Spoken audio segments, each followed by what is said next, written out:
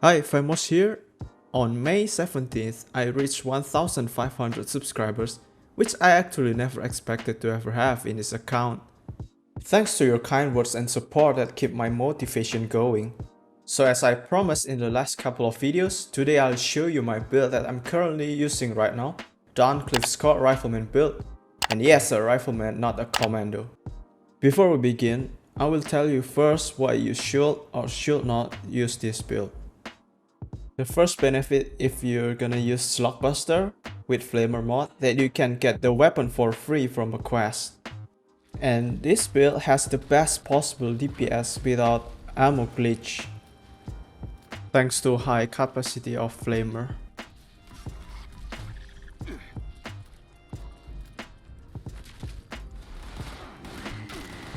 And this build has decent survivability. But of course, this doesn't mean you can tank the new Savage Strike daily ops, but at least they won't be able to one-shot you. Just look at this clip. I didn't even use Serendipity and Ricochet, and I don't have any piece of Sentinel armor equipped.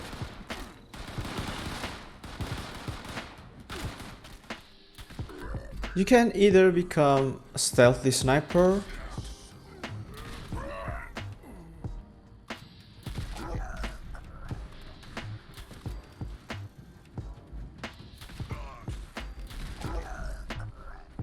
or run and gun using the plasma flamer. Thanks to your survivability, you don't really need to be afraid of dying here. Only certain types of enemy can one-shot you.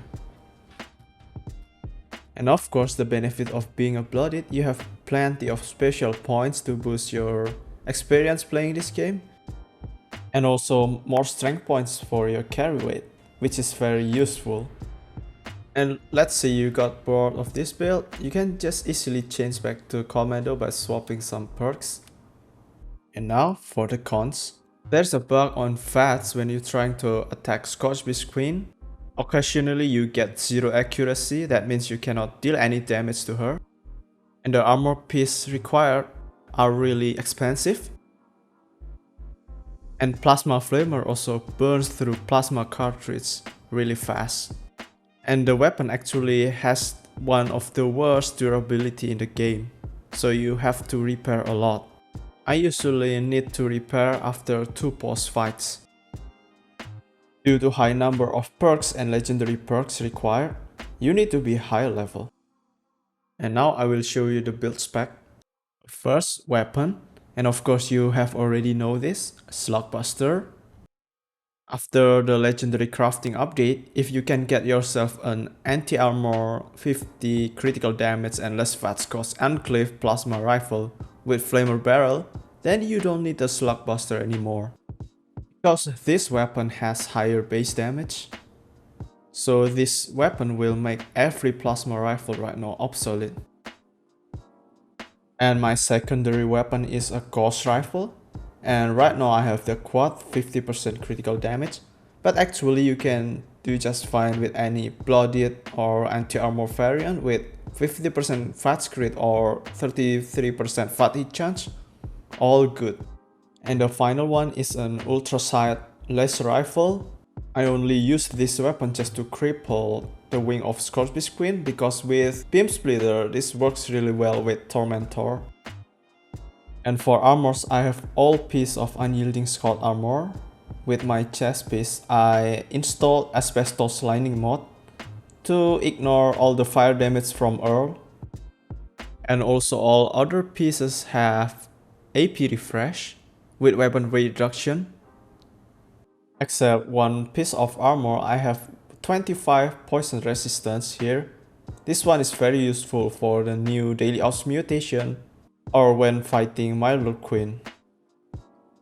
You can get better defense with a full set of Sentinel armor piece if you want to, but I prefer to improve the quality of life.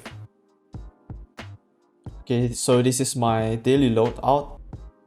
I have blocker here to prevent for getting killed by a mole rats. And I have traveling pharmacy because I carry a lot of camps on me. And here I have 3 cards of Rifleman perk.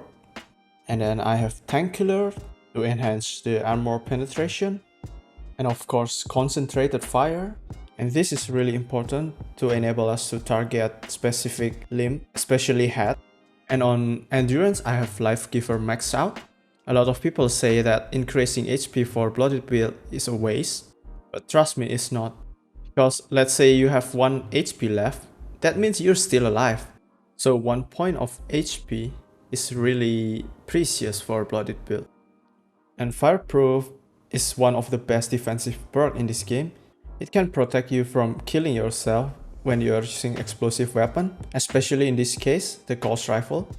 And then I have Rejuvenated. I know this perk does not really benefit that much, but extra 2 points of endurance and some AP regen won't hurt you. And for alternative, if you have a lot of Nuka Cola, you can use Cola Nut. And the Charisma, I have Tenderizer. This is one of the best offensive perk in the game because it's still multiplicative. In the next one, I have Happy Camper and Strange in Number. As you can see here, these 3 perk points are actually just excess. And if you're actually playing solo, you can replace these cards with Lone Wanderer. But don't get me wrong, Strange in Number is a very good card when you're playing in a team. And then Maxed Out Suppressor. This one is actually very strong, especially if you are fighting big enemies such as Myrtle Queen, Behemoth, Earle, or Scotsby's Queen. Nerd Rage in Intelligence. This is the most essential card of being low health build. It provides you damage, resistance, and AP regen. Batteries included because plasma cartridges are really heavy. And yeah, this card is really important if you want to be able to move. And the next one, Covert Operative, the essential card of being stealthy build. It increases your damage output when in sneak mode. And also Escape Artist is a must-have perk card for any stealthy build. It can get you out of the trouble if you got detected by the enemies. So basically you turn yourself invisible for 1 second if you enter sneak mode. And the next card is Gunfu. This card is very fun to play because you can change target automatically and also increases your damage by 10% for the next target. And then Adrenaline. There's nothing wrong to equip a perk card that increases your damage even more. And Action Boy, only rank 2. This card is actually optional, you can replace it with another card. But because of Slugbuster is really expensive in AP usage. And then I would like to have better AP regen.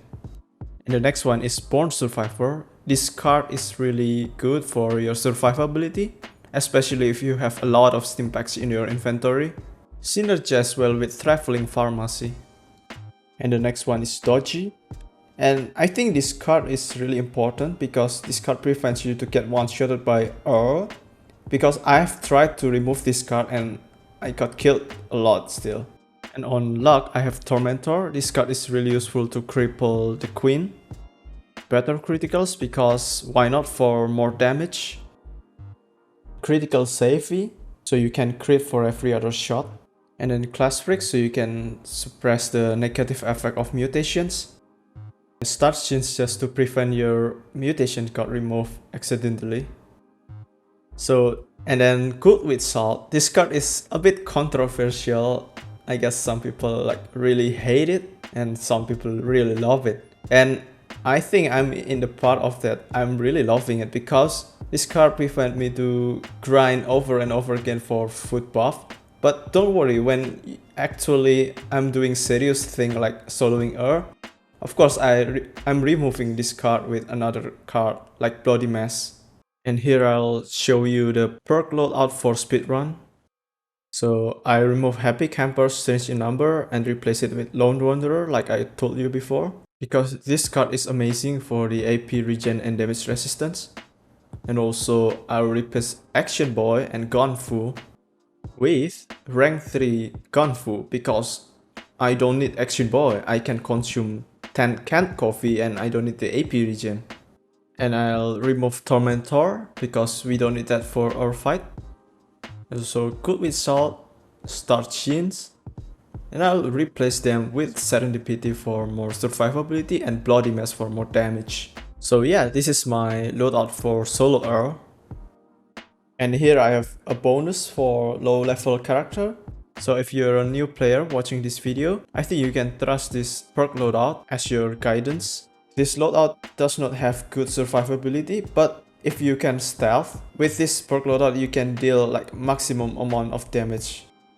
For the legendary perks I have follow through and 4 cards of special points, an ammo factory card. And follow through is really strong. The 40% damage for 10 seconds is really useful even when I'm using the plasma flamer.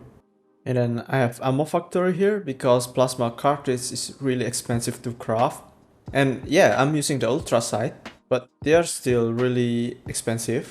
So without this card you will burn your plastic and lead really quick. Mutations. So here I have adrenal reaction, the best mutation for low health build. It greatly increases your damage while you are at low HP. And then Eagle Eyes for extra crit damage. This one is really strong. And you can see I have Chameleon, but you don't really need this. I got it accidentally. And then next is Egghead. It provides big amount of intelligence. And then Herbivore. This one actually also one of the most important. It doubles all your buff you gain from food. Marsupial, because I cannot play this game without it anymore. It also helps you avoiding Wendigos when you're fighting Earle. And the bonus carry weight is very delicious. Scaly skin, this one is actually optional if you want to max out your AP, so you don't need this one. Speed Demon, it helps you to have faster reload and you can move really fast. And again, it helps you to avoid some attack from the enemies. Final points, I have food buffs, that is Blight Soup, more critical damage, Brain Fungus Soup for bonus int, and then Corn Soup for AP regen, Cranberry Relish for bonus HP, and Pumpkin Pie for max HP. And because of Pumpkin Pie and maxed out Life Giver, I have 400 HP in total, and that means the 20% is 80. And this is really helpful for the survivability. Now enjoy the satisfying kills you are able to achieve with this build.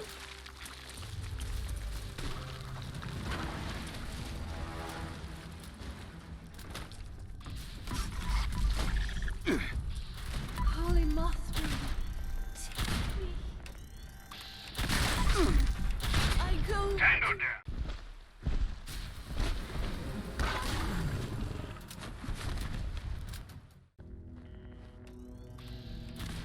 Damn it! Fuck something Hurts like so this. good. Find a rat.